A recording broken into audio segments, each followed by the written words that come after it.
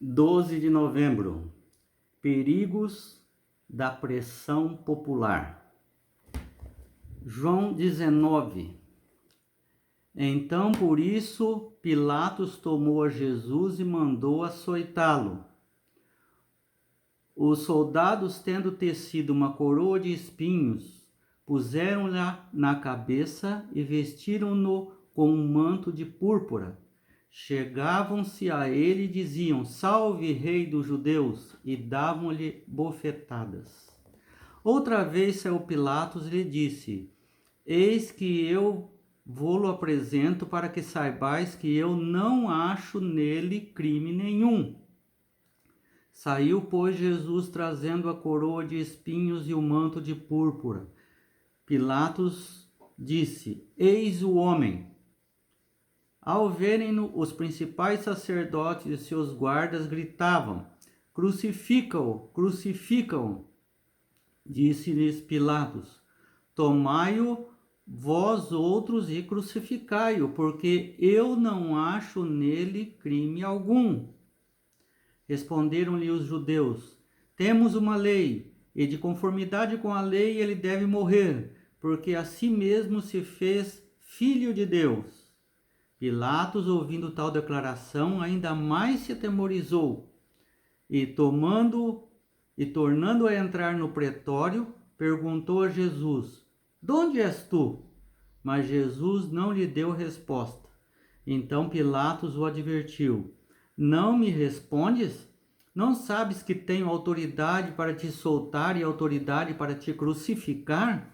Jesus respondeu: Nenhuma autoridade teria sobre mim se de cima não te fosse dada. Por isso, quem me entregou a ti, maior pecado tem. A partir desse momento, Pilatos procurava soltá-los, mas os judeus clamavam: Se soltas a este, não é amigo de César. Todo aquele que se faz rei é contra César. Ouvindo Pilatos essas palavras, trouxe Jesus para fora e sentou-se no tribunal, no lugar chamado Pavimento, que em hebraico chama-se Gabatá. E era o parasceve pascal, cerca da hora sexta, meio-dia. E disse aos judeus: Eis aqui o vosso rei. Eles, porém, clamavam: Fora! Fora, crucifica-o. Disse-lhe Pilatos: Hei de crucificar o vosso rei? Responderam os principais sacerdotes: Não temos rei, senão César. Então Pilatos o entregou para ser crucificado. Tomaram eles, pois, a Jesus, e ele próprio, carregando a sua cruz, saiu para o lugar chamado Calvário, que em hebraico chama-se Gólgota. Ora, onde o crucificaram, e com ele outros dois, um de um lado e Jesus no meio, um de cada lado e Jesus no meio. Pilatos escreveu também um título e colocou no cimo da cruz. O que estava escrito era: Jesus Nazareno, o Rei dos Judeus. Muitos judeus leram esse título porque o lugar em que Jesus fora crucificado era perto da cidade e estava escrito em hebraico, latim e grego. Os principais sacerdotes diziam a Pilatos: Não escreva rei dos judeus, e sim que ele disse: Sou o rei dos judeus. Respondeu Pilatos: O que escrevi, escrevi. E ficou assim mesmo. Então veja o testemunho, mais um testemunho que João, no seu evangelho, pinça de tudo o que aconteceu com Jesus.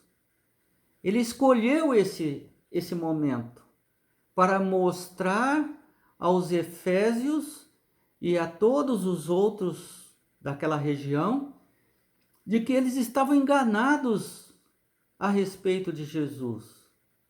Jesus não era uma sombra, Jesus não era um espírito, Jesus não era um Deus menor, um profeta. Era muito mais do que tudo isso.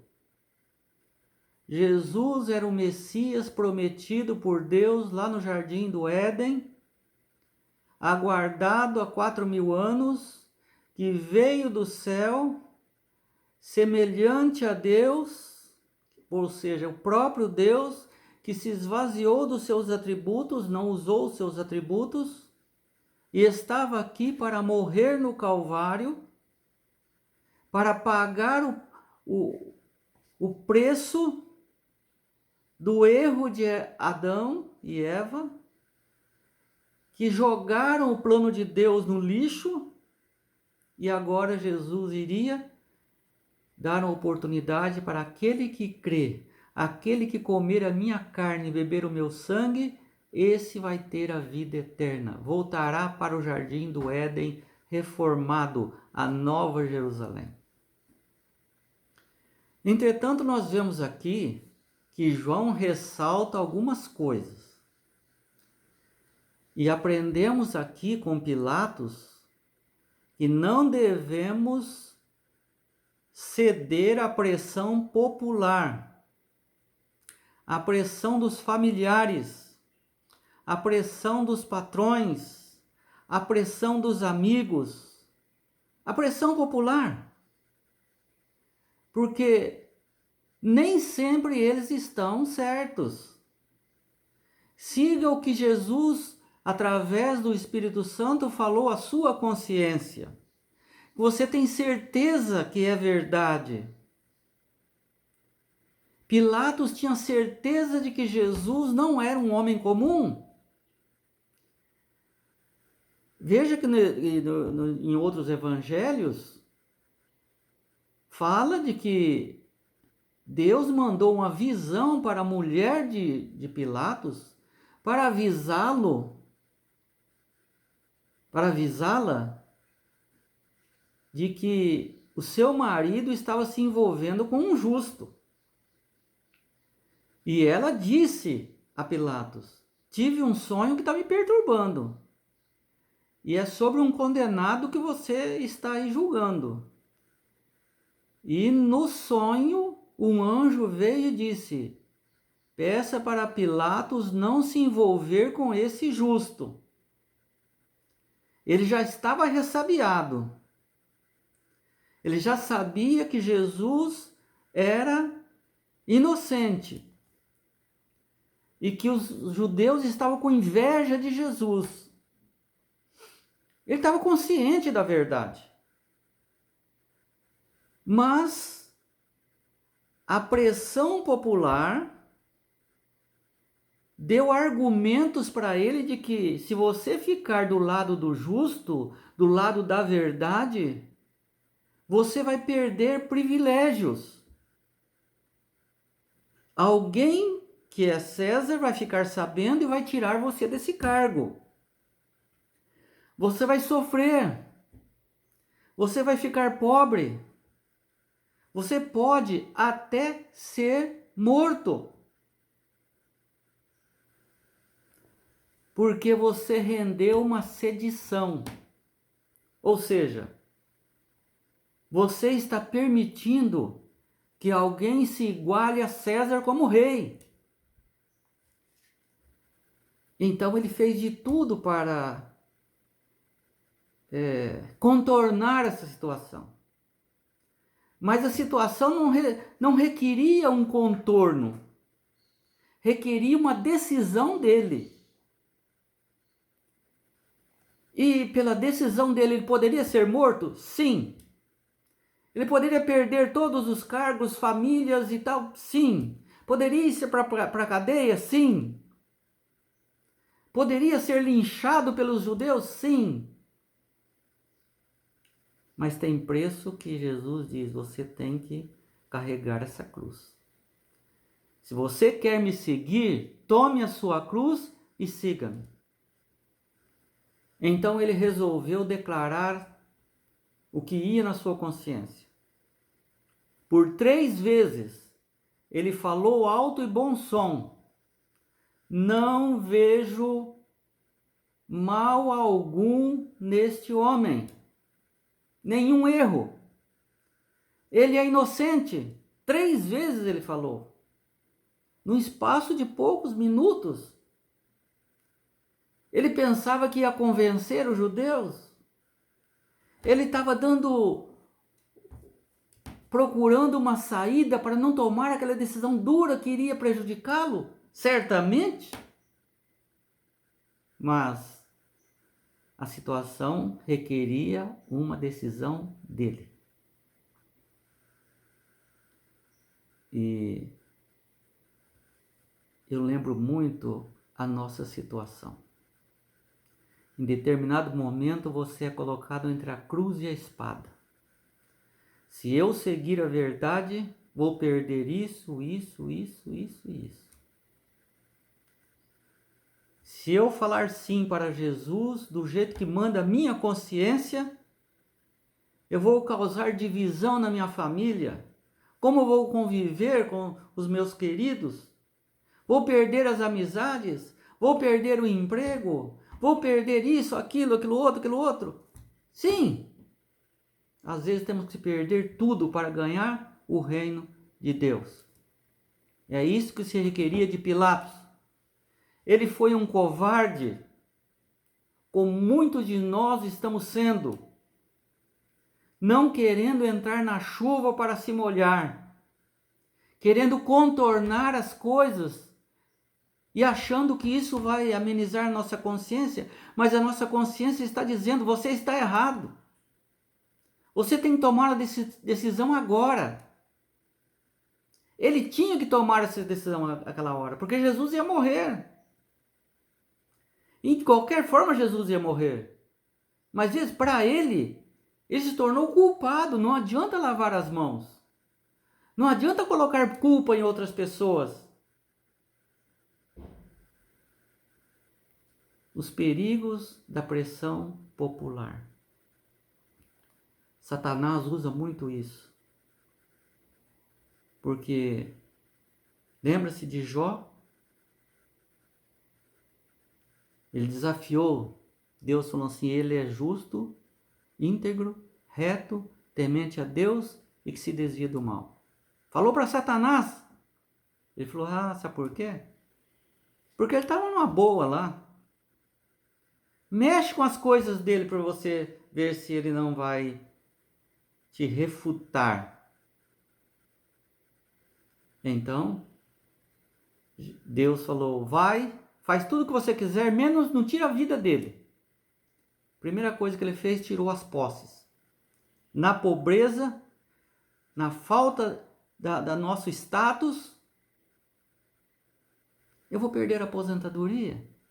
Eu vou perder o emprego? Eu não vou ter o que comer? Deus está pedindo para eu passar fome? Toca na riqueza dele. Tocou, tirou tudo, ficou pobre. Voltou na reunião novamente. E ali então, vou fazer mais coisas. Eu vou matar todos os filhos dele. Toca nos parentes dele. Naquilo que ele ama. Deus autorizou. Ele foi lá e matou os 10 filhos dele. 7 filhos e 3 filhas. E ele continuou justo. Ele tinha uma fé inabalável. Ele se apegou a Deus. Não importava o que ele sofreria. Não importava. Ele queria seguir a sua consciência, porque a consciência estava gerida pelo Espírito Santo. E talvez esse é o seu caso também. Você é precioso para Jesus. Foi tocado pelo Espírito Santo. Mas ainda está contornando. Até quando? Você sabe o dia que você vai morrer? Você será salvo se ficar nesse imbróglio? Sem uma decisão? Pilatos ficou sem tomar decisão ao lado de Deus. Ficou só no imbróglio, tentando se justificar. Não faça isso. Talvez você vá sofrer com uma decisão ao lado de Deus. Talvez seja isso mesmo que Deus queira, que você tome uma decisão de alto nível, mesmo que morra.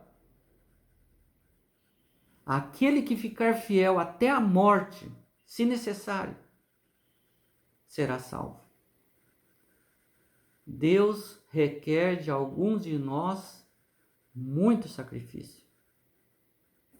E de todos nós, bastante sacrifício. Mas Deus é recompensador. Davi diz: fui moço, agora já sou velho, mas eu nunca vi um justo mendigar o pão. O seu pão e sua água será dado. Não pense que você vai ter celular, vai ter Netflix, vai ter... Não, talvez você não tenha isso. É o preço que você vai pagar por estar ao lado de Jesus. Talvez você vai criar um problema na sua casa, com seus amigos, com seus parentes, não sei. Mas isso passa. Deus te dá força. Eu estou convosco todos os dias, até a consumação do século. Aguenta firme aí. Fica firme aí. Não ceda à pressão de ninguém. Abra as portas para o Espírito Santo. Ele está falando a você. Quem vai dar conta da sua salvação é você mesmo. E eu mesmo da minha. Eu tenho que tomar as minhas decisões. Custe o que custar. E você tem que tomar as suas decisões. Custe o que custar. Não ceda à pressão popular. Porque Deus procura pessoas que são sinceras, fiéis, como Ele é.